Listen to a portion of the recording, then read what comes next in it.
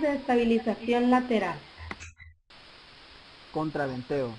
Son elementos estructurales que rigidizan la estructura, distribuyen los esfuerzos producidos por los diferentes tipos de carga y los transmiten a la cimentación. Son elementos básicos que nos permiten obtener edificios de grandes claros y alturas con diseños eficientes y económicos. La función de este es evitar el pandeo de las estructuras bajo cargas verticales, conservar la estabilidad lateral de la estructura incluyendo los efectos PD, bajo cargas verticales y horizontales de diseño. La clasificación de los contraventeos se basa en el desarrollo horizontal y o en el tipo de larguero utilizado. La altura en todos los contraventeos estándar es de 2 metros. Tipos de contraventeo. Contraventeo discreto. Resiste y aporta rigidez lateral solo en sectores específicos y donde esté localizado al marco y o elemento estructural. También se refiere a este contraventeo como contraventeo nodal. Contraventeo relativo. Este tipo de contraventeo es aquel que proporciona control de distorsiones laterales bajo el principio de compatibilidad de deformaciones de dos puntos, al unirse con algún elemento estructural. Este tipo de contraventeo es muy popular y puede estar representado por diagonales nodos concéntricas en la viga del marco y excéntricas en la viga del marco, para ejemplificar la aportación de estas diagonales.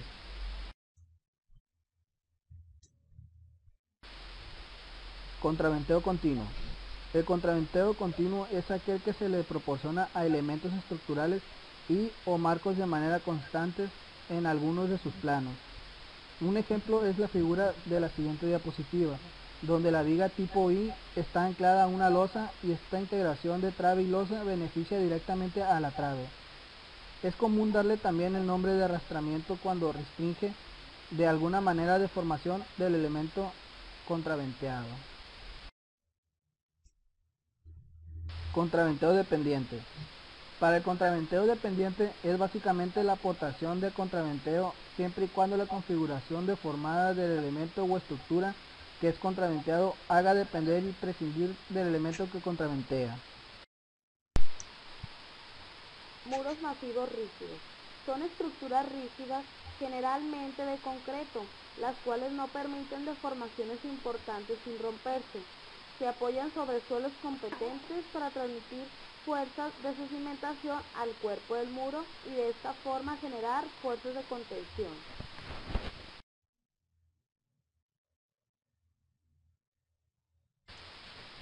Esquema de los diversos tipos de muros rígidos. Muro reforzado.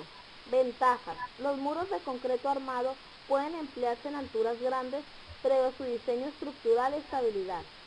Se utilizan métodos convencionales de construcción en los cuales la mayoría de los maestros de construcción tienen experiencia. Desventajas. Requieren de buen piso de cimentación, son antieconómicos en alturas muy grandes y requieren de formaletas especiales. Su poco peso las hace inefectivos en muchos casos de estabilización, de deslizamiento de masas grandes de suelo. Concreto simple. Las ventajas es que son relativamente simples de construir y mantenerse. Pueden construirse en curvas y en diferentes formas para propósitos arquitectónicos y pueden colocarse en chapes para su apariencia exterior. Desventajas. Se requiere una muy buena fundación y no permite deformaciones importantes. Se necesitan cantidades grandes de concreto y un tiempo de curado antes de que puedan trabajar efectivamente. Generalmente son antieconómicos para alturas de más de 3 metros. Concreto cíclope. Ventajas. Son similares a los de concreto simple. Utilizan bloques o cantos de roca como material embebido, disminuyendo los volúmenes de concreto. Desventajas. El concreto cíclope no puede soportar esfuerzos de flexión grandes. Para continuar, hablaremos de marcos rígidos. Los marcos rígidos constituyen el esqueleto resistente de un gran número de construcciones modernas, de muy diversos tipos.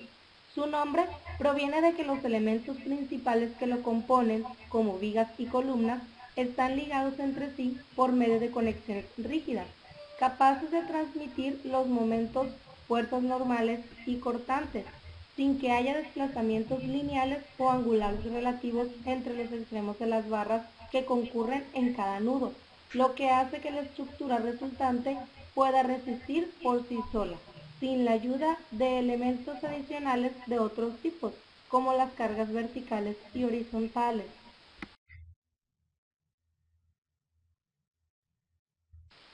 En esta imagen podemos ver algunos ejemplos de los marcos rígidos de un solo piso. En la imagen A podemos ver que tiene cabezal horizontal, en la figura B podemos ver que lo tiene inclinado y en el C están ligados entre sí, también están inclinados. Estos, como se mencionó anteriormente, soportan la cubierta y proporcionan el soporte lateral necesario para que éste no disminuya por abajo de los límites aceptables. Ya se había mencionado anteriormente y esta es una imagen que nos muestra los ejemplos de los marcos rígidos. En edificios de varios pisos se emplean los marcos rígidos dispuestos en dos direcciones frecuentemente ortogonales, de manera que constituyen una estructura tridimensional. Sin embargo, la práctica seguida para su análisis y diseño ha consistido tradicionalmente en separarlos en dos familias y analizar cada marco como una estructura plana, soportada lateralmente por los marcos normales a él, despreciando los momentos torsionales en las vigas, pero teniendo en cuenta que las columnas están sometidas a flexión biaxial, puesto que cada una forma parte al mismo tiempo de los dos marcos que se cruzan en ella. Y aquí tenemos una imagen de lo que explicamos en la diapositiva anterior y es el ejemplo del marco rígido de varios pisos. Y aquí se puede observar lo que habíamos mencionado de que están sometidas a presión biaxial y que cada una forma parte al mismo tiempo de los marcos que se cruzan entre ellas. En edificios altos, en los que las solicitaciones producidas por viento o sismo se vuelven predominantes en el diseño, el marco rígido convencional deja de ser una solución adecuada, pues para darle la resistencia y rigidez necesaria se requieren vigas y columnas de dimensiones y costos excesivos. En esos casos, conviene utilizar elementos estructurales adicionales, muros de rigidez o contraventeos que resistan las fuerzas horizontales más eficiente y más económico. El uso de los elementos mencionados hace que el marco rígido deje de ser indispensable, pues la estructura de soporte de un edificio puede construirse con vigas y columnas articuladas entre sí, proporcionando la rigidez y resistencia laterales necesarias para evitar problemas e inestabilidad y para soportar los efectos producidos por fuerzas horizontales por medio, por ejemplo, de armaduras verticales formadas por columnas, vigas y contraventeos, en diagonal colocados entre ellas.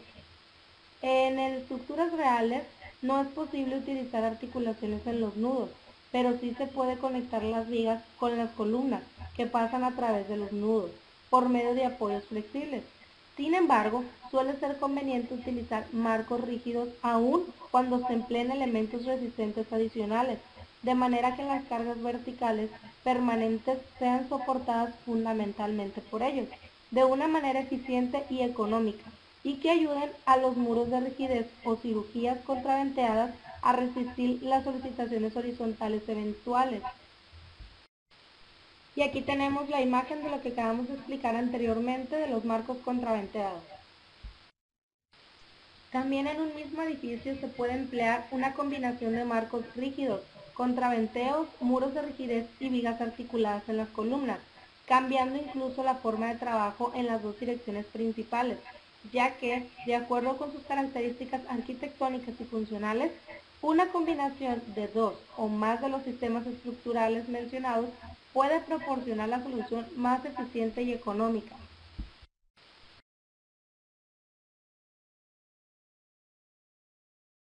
Que la mayor parte de los códigos de construcción permiten que los elementos estructurales sometidos a la acción combinada de cargas permanentes y accidentales, como lo son viento o sismo, se diseñen tomando como base esfuerzos incrementados con respecto a los utilizados para cargas permanentes exclusivamente. o bien disminuido en la misma proporción el factor de carga requerido en el diseño. Esto se obtiene la solución más económica posible, empleando sistemas estructurales diseñados para cargas verticales únicamente, en los que los esfuerzos producidos por las fuerzas horizontales queden dentro del incremento mencionado. Los marcos contraventeados son una buena solución para edificios de altura intermedia. Al diseñarlos, se busca que el marco propiamente dicho resista las cargas verticales permanentes y el contraventeo, las horizontales accidentales, y aunque esto no se consigue nunca totalmente porque al deformarse el conjunto, el marco contraventeo bajo las cargas horizontales, el marco recibe parte de los efectos producidos por ellas. En diseños bien hechos pueden lograrse que los esfuerzos producidos por las fuerzas horizontales se mantengan dentro de los incrementos permitidos, o en todo caso se salgan un poco de ellos. En edificios muy altos, los marcos rígidos contraventeados dejan de ser económicos y debe recurrirse a otros sistemas estructurales que se salen del campo de este libro. Una discusión de algunos de estos sistemas utilizados en edificios de muchos pisos construidos en los últimos años. Ahora mencionaremos los elementos que componen un marco rígido. El marco rígido está formado siempre por vigas, columnas y conexiones entre ellas. Además, puede haber también elementos de contraventeo. Las vigas son los elementos generalmente horizontales o con pequeña inclinación, que soportan directamente las cargas verticales permanentes, muertas y vivas, que obran sobre la estructura. Además, hacen que las columnas de marcos carentes de contraventeo puedan adoptar la configuración necesaria para resistir fuerzas horizontales y contribuyen a la rigidez del conjunto de la estructura. En marcos contraventeados forman parte del sistema que soporta las fuerzas horizontales. Están sometidas a la acción de fuerzas transversales y de momentos aplicados en sus extremos, que aparecen por la continuidad con el resto de la estructura, que ocasionan en ellas momentos flexionantes y fuerzas cortantes importantes. Las fuerzas normales suelen ser despreciables, excepto en las vigas de las cirugías contraventeadas de marcos muy altos. Se tratan básicamente como miembros en flexión, aunque deben tenerse en cuenta los efectos de las fuerzas cortantes normales cuando son significativos. Las columnas de los marcos rígidos, cuyos ejes son verticales en general, deben ser capaces de soportar las cargas que les transmiten las vigas adyacentes y los tramos de columnas que se encuentran sobre ellas, llevándolas eventualmente a la cimentación, así como los momentos producidos por cargas verticales que reciben de las vigas. El comportamiento de los marcos rígidos. Pues los marcos rígidos en estudio forman parte de estructuras tridimensionales en las que hay otros marcos que impiden que se salgan del plano que ocupan originalmente, en el que suelen estar alojadas todas las cargas. Las formas de falla. La falla de un marco rígido puede ser parcial o de conjunto. Se presenta una falla de primer tipo cuando se agota la resistencia de alguno de los elementos que forman el marco, la viga, columna o conexión. La falla de una viga puede ser por inestabilidad, ya sea pandeo lateral, por flexotorsión o pandeo local, o por formación de un mecanismo con articulaciones plásticas. Y una columna puede fallar por la inestabilidad también, o porque se agota su resistencia al formarse una o más articulaciones plásticas. Una conexión falla cuando aparece una discontinuidad lineal o angular producida por fractura de formaciones locales excesivas, que hace que el comportamiento de los elementos que llegan a ella sea diferente del supuesto en el análisis. Diseño. El diseño de un marco rígido consiste en la determinación de los perfiles necesarios en vigas y columnas, en el proporcionamiento de las conexiones entre ellas y en la revisión posterior del conjunto para asegurarse de que tiene un coeficiente de seguridad adecuado contra el colapso por pandeo o inestabilidad y de que su comportamiento bajo cargas de trabajo es satisfactorio. Curvas de carga-desplazamiento. El comportamiento del conjunto de los marcos rígidos que fallan por inestabilidad bajo la acción combinada de cargas verticales y horizontales queda representado lo mismo que el de los miembros estructurales aislados, por sus curvas carga-desplazamiento, es decir, por la relación entre la intensidad creciente de las solicitaciones exteriores y algún desplazamiento resultante significativo. Las características de la curva dependen de la geometría y propiedades mecánicas del marco y las cargas, incluyendo la manera en que se aplican. Métodos aproximados para obtener las curvas carga-desplazamiento. Cuando el diseño de un marco queda rígido por la combinación de cargas verticales permanentes y horizontales accidentales, es conveniente trazar su curva fuerza-desplazamiento. Si la estructura es de varios pisos, debe tratarse la curva de cada uno de ellos, la que, como se ha mencionado, proporciona la información necesaria sobre el comportamiento del marco, tanto bajo cargas de trabajo como en la cercanía del colapso. En general, se emplean curvas fuerza horizontal desplazamiento de entrepiso, obtenidas suponiendo que las fuerzas horizontales se aplican lentamente cuando sobre el marco obran ya las cargas verticales completas. Marco tubular. Un interesante y novedoso desarrollo de marcos metálicos tubulares ha proporcionado nuevas opciones estructuralmente satisfactorias para el soporte de túneles excavados convencionalmente, ya que permite una buena flexibilidad en el diseño y ofrece una interesante rentabilidad en la construcción, eliminando al mismo tiempo la mayor parte de los inconvenientes prácticos que eran propios de los tradicionales marcos metálicos conformados con perfiles laminados. Se trata de perfiles tubulares que luego de ensamblados y colocados en obra se rellenan de concreto, dando lugar finalmente a un elemento estructuralmente muy eficiente. En efecto, los perfiles tradicionales abiertos, también los que tienen buena forma y buenas propiedades mecánicas, pueden mostrar limitaciones debido al hecho que las propiedades estáticas son fuertemente penalizadas para las solicitaciones que se desarrollan en un plano diferente al teórico previsto, lo cual en la práctica túnel es en cambio muy frecuente que se produzca. Por el contrario, un perfil circular cerrado, cual es el tubular, se caracteriza por poseer una sección con simetría axial completa, lo que asegura a la sección resistente la capacidad de hacerse cargo de las cargas axiales y excéntricas que actúan en cualquier dirección respecto a la sección del túnel. Los resultados de los análisis teóricos y de las experimentaciones de laboratorio y en campo que se han llevado a cabo durante algunos años han permitido comprobar toda una serie de ventajas comparativas de los perfiles tubulares sobre los abiertos. Ventaja no solamente en cuanto a la teórica eficiencia estructural, sino también en cuanto a varios aspectos prácticos operativos y de confiabilidad del soporte así construido. En cuanto a la eficiencia estructural, es intuitivo que con una sección axial simétrica se obtiene una distribución del metal resistente que garantiza la misma sección resistente tanto centralmente cuanto excéntricamente en cualquier dirección. Y además, el mismo metal resistente es explotado estructuralmente todo por igual, no solo a compresión o tracción puras, sino también a flexión.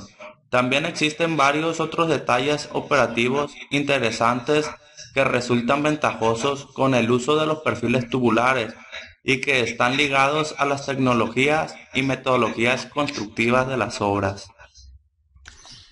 El posicionado en la puesta en obra de elementos estructurales tan grandes como los descritos, cuando estos están conformados con perfiles abiertos, encuentra no pocas dificultades en túneles con secciones de excavación con dimensiones relativamente elevadas, a causa de los inevitables e imprevisibles fenómenos de pandeo que se manifiestan peligrosamente y continuamente. Mientras con los perfiles tubulares, debido a su elevada rigidez, se minimiza el riesgo de las torsiones y pandeos durante su movilización y posicionamiento en el túnel. Y estas operaciones tienen por lo tanto lugar en condiciones de seguridad.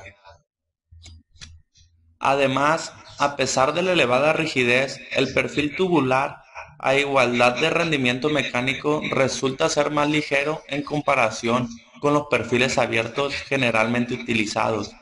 Adicionalmente, puede observarse que las inconvenientes discontinuidades estructurales que en los marcos metálicos son generadas por las placas de unión entre las varias piezas que lo conforman, en el caso de los marcos tubulares ya no existen, ya que el rellenado con hormigón de los tubos permite formar un arco absolutamente continuo de hormigón. Tal circunstancia, además, garantiza la plena cooperación entre el acero y el relleno, proporcionando una mayor resistencia y estabilidad a todo el sistema. Otras ventajas comparativas se encuentran, por ejemplo, en las condiciones de contacto entre marcos y terreno, las cuales con los perfiles de ala no son homogéneas, así como igualmente ocurre para las condiciones de contacto entre los perfiles abiertos y el concreto proyectado que los debe englobar. En las fotos se observan algunos detalles constructivos de interés de los marcos metálicos tubulares, los cuales explican los siguientes aspectos. Las placas de unión entre las piezas que conforman el marco no dan lugar a ninguna discontinuidad en la geometría cilíndrica. El concreto se rellena en los tubos. Los agujeros desde los cuales se inyecta el concreto de relleno del tubo no constituyen debilitamiento para la estructura y la solución diseñada resulta ser fácil de usar. La solidez de la placa de apoyo en los pies del arco del marco garantiza una buena estabilidad y sustancialmente difiere poco de la costilla tradicional. Aplicaciones en los tubos estructurales. Los tubos estructurales se pueden utilizar en gran variedad de estructuras, tales como armaduras para techo, en edificios industriales de un solo piso, bodegas y centros comerciales, donde se requieran claros y áreas grandes libres de columnas. Los miembros tubulares se pueden usar con ventaja en estructuras diseñadas para el manejo de equipo, tales como las de grúas puente, plumas y grúas torre, donde el ahorro en peso puede ser un factor económico importante. También pueden usarse en forma efectiva en estructuras espaciales trianguladas, grandes para arenas, estadios y salones de exhibición, donde tanto la apariencia como el peso se convierten en condiciones importantes para el diseño. Estructuras tales como plataformas de perforación marina, mástiles y torres de transmisión son otros ejemplos en donde se pueden emplear las secciones tubulares con efectividad. Los tubos estructurales de acero son un material eficiente que es adaptable a muchas situaciones diferentes y, en una gran mayoría de los casos, su eficiencia no puede ser superada, por lo que encierran una dramática promesa para el futuro.